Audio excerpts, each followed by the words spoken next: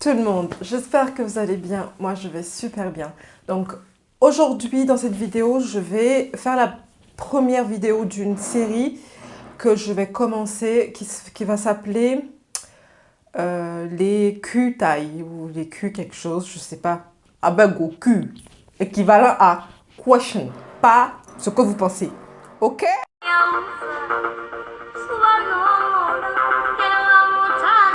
Désolée. Désolée pour le bruit. Alors, c'est les Q de taille, c'est quoi? C'est des questions que vous m'avez posées éventuellement par mail, qui revient souvent, ça peut être sur Taille Renaissance. Et oui, il choisit ce moment-là aussi pour travailler, mais lui aussi, il a le droit de travailler. Mais n'empêche qu'il m'embête. Oui. Je vous disais que j'ai commencé la série aujourd'hui de Taille Renaissance. Alors, la question, c'est des séries qui vont être très courtes, hein, dans lesquelles je vais vous expliquer certaines choses, pas expliquer, c'est-à-dire partager avec vous ma vision de la chose, des questions que vous me posez tout simplement. Aujourd'hui, c'est pourquoi est-ce que le cheveu afro, les shampoings modernes ne sont pas adaptés pour le cheveu afro.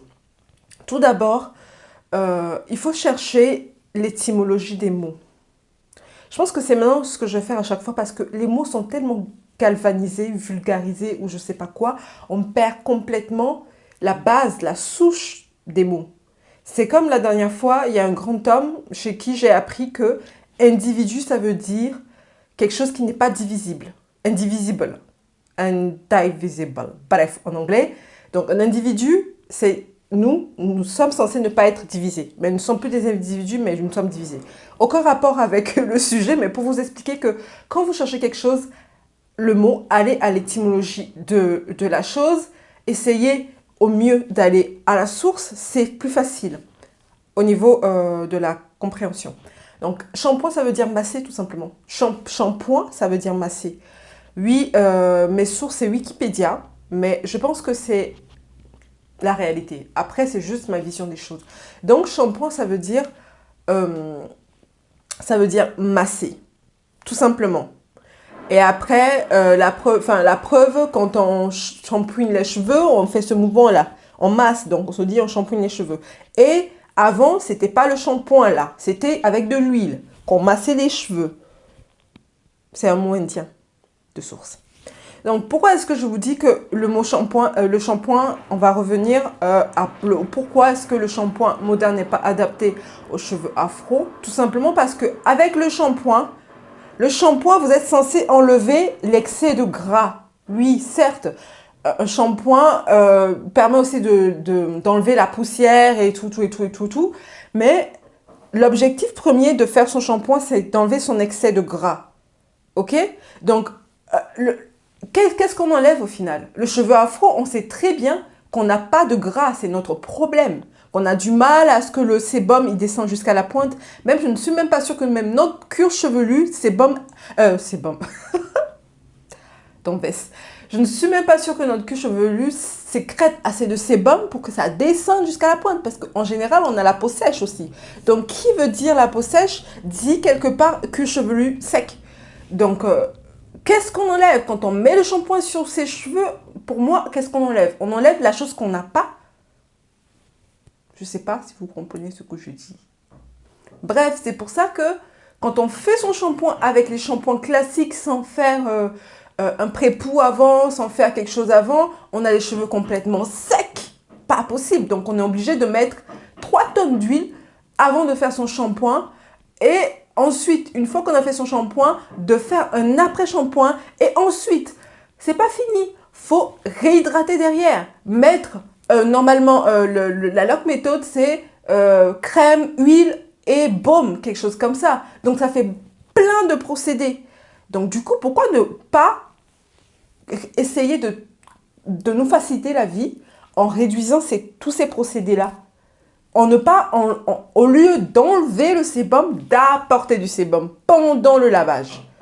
Je vous assure, si vous apportez, vous trouvez la méthode qui correspond à vos cheveux, dans le sens où vous lui apportez ce qu'il faut, euh, pendant le shampoing de sébum, il est nickel et vous maintenez votre hydratation minimum pendant une semaine sans appliquer rien du tout dessus. Le truc, c'est ça aussi. Apporter au lieu d'enlever ce que vous n'avez pas. D'ailleurs, on apporte le sébum au lieu d'enlever le sébum.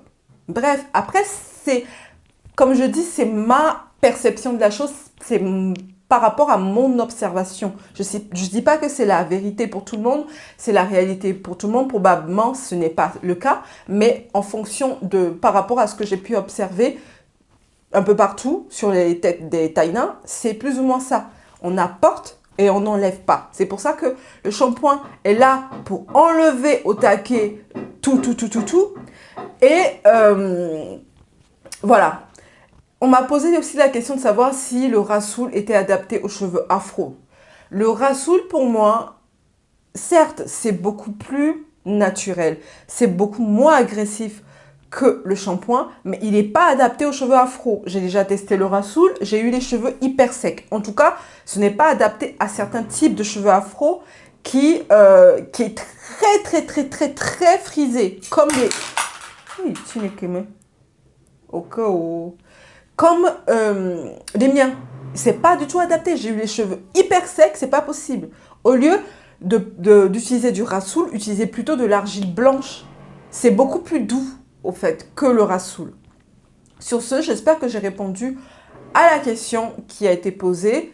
Au moins, je pense que ça peut être instructif pour tout le monde. C'est, comme je dis, c'est juste ma perception, c'est juste mon observation. Ce n'est pas le cas pour tout le monde. Je tiens bien à le préciser. Et aussi, je réponds aussi à une question en même temps dans cette vidéo pendant que je me rappelle. J'ai pas de schéma établi, non. Je parle comme ça vient comme ça. Donc, on m'a posé la question si avec les programmes, après les programmes, est-ce qu'on peut utiliser un shampoing?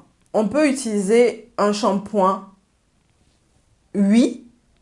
Mais il faut savoir utiliser son shampoing et quel shampoing il faut utiliser. Je conseille un shampoing déjà acide qui correspond au pH du cheveu. Pas basique. Là, on est d'accord, je suppose. Et ensuite, quand on met son shampoing, c'est-à-dire on ne peut pas on met son shampoing sur son cuir chevelu, on dilue vachement le shampoing et on essaye de le mettre que sur le cuir chevelu en massant. Et on rince, on ne met pas son shampoing, je pense que tout le monde le sait plus ou moins, on ne met pas le shampoing sur les longueurs. Et avant de mettre le shampoing, faut que vous ayez le coco caresse sur les cheveux. Faut pas mettre du shampoing comme ça, faut que vous ayez le coco caresse sur toute la tête. Et ensuite, vous allez appliquer votre shampoing sur le cuir chevelu, masser et rincer et aucun souci. On m'a aussi posé la question, du coup, c'est pas cul de Taïna, hein, c'est les culs de Taïna, parce que là, je réponds à plein de questions, ça me vient en même temps.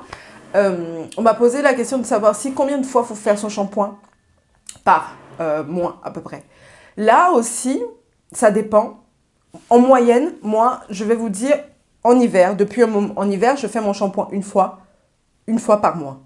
Que ça, je fais rien d'autre. Une fois par mois, le shampoing, et une fois par semaine, je réhydrate mes cheveux. C'est tout.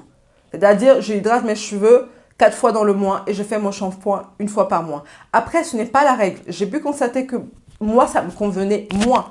Mais ce n'est pas la règle. Chaque taïna est différente. On n'est pas dans le même pays. Il y a une taïna d'ailleurs qui habite au Cameroun et qui m'explique qu'à la fin de la semaine, eh ben, ses cheveux sont sales. Donc, elle est obligée de faire au moins un co-wash ou de les laver. Donc, pour vous expliquer qu'il n'y a pas de règle, à partir du moment où pendant votre shampoing, vous apportez ce sébum-là, que vous n'enlevez pas ce sébum-là, vous pouvez faire un co-wash, un shampoing, ce que vous voulez, n'importe quand, au fait. Pour moi, le plus important, c'est l'apport de sébum. Ce n'est pas, à partir du moment où ce n'est pas un shampoing classique, vous pouvez faire des co-wash, vous pouvez laver vos cheveux à l'eau ou ce que vous voulez, il n'y a pas de règle, mais c'est important d'apporter du sébum. Voilà, j'espère que j'ai répondu plus ou moins à des questions dans cette vidéo et je vous dis au revoir, à la prochaine pour un autre Q de Taïna. Je l'ai bien dit où?